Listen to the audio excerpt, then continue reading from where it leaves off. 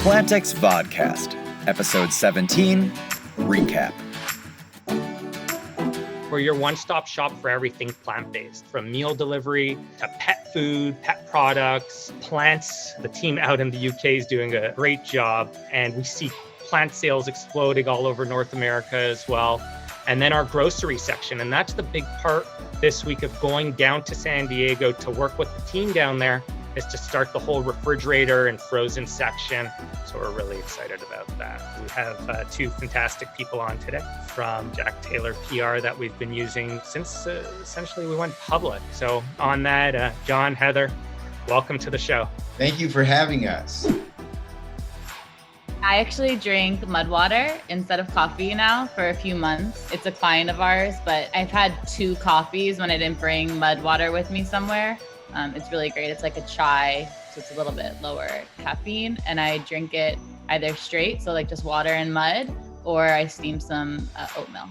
I take my coffee black, and I do also drink mud water, but I oscillate. I'm a heavy caffeine user.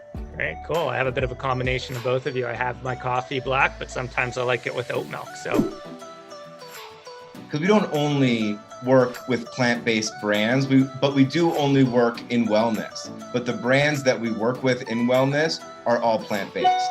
And when we made that decision, I wasn't plant-based. We made that decision because, one, we want to do something that helps people live better lives. That's kind of our core purpose. And we want to do something that is good for the environment and good for the world, and spend our energy growing businesses that are going to help people.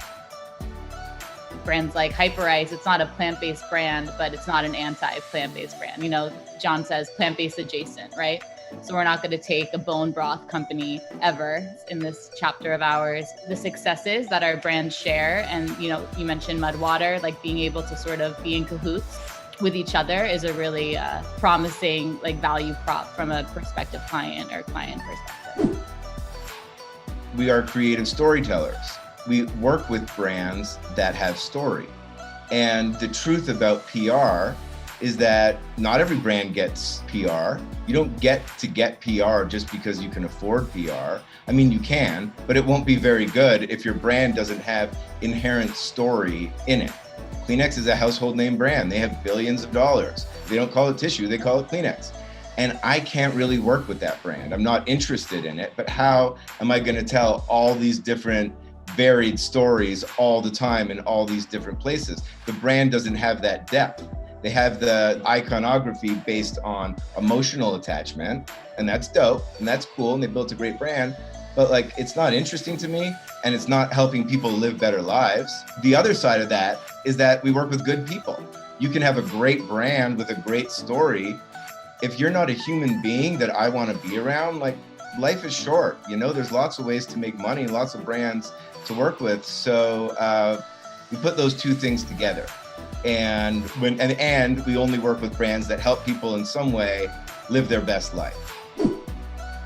The word vegan, it used to be polarizing. It used to be, and it still is to a degree, but that's going away. That's why people said plant-based, to get people in, because vegan, it conjured an image of something that was a little bit angry, a little bit political. But that's actually going away, because what was once niche is becoming mass. And that image of the angry vegan is now not a thing. Movies like Game Changers and all these great plant-based restaurants that are coming out, and all these great brands like Beyond Meat are out. And so there's a movement from niche to mass, which means more people are adopting this, which means there's more story to tell. And you guys are right in the middle of this, doing something amazing. Once I met you and I got to know you guys, I already knew I liked the brand. It was a very easy decision.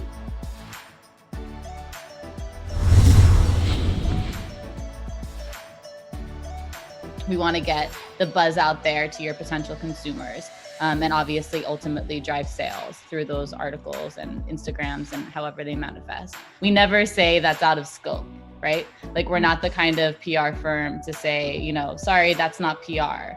Or you mentioned the talent acquisition. We're never going to be the we just want to do what the brand needs at that time, because ultimately, whatever you guys need, whether it's brand building, influencer partnerships, VIP ambassadors, investor relation, that all helps us. So I think it's really about being collaborative, seeing what your IR team is working on and creating a pitch that week for the financial sector of like consumer facing media for the Forbes and the Fast Companies and the Fortunes and the entrepreneurs that really echo the sentiments that the investment side would be benefiting from. And obviously when you're a public based company, we want to get as much momentum out there for you to help drive your stock as well. So at the end of the day, there's another layer of sort of responsibility. We're not just trying to get you up your cool factor. We want to see the numbers go up as well.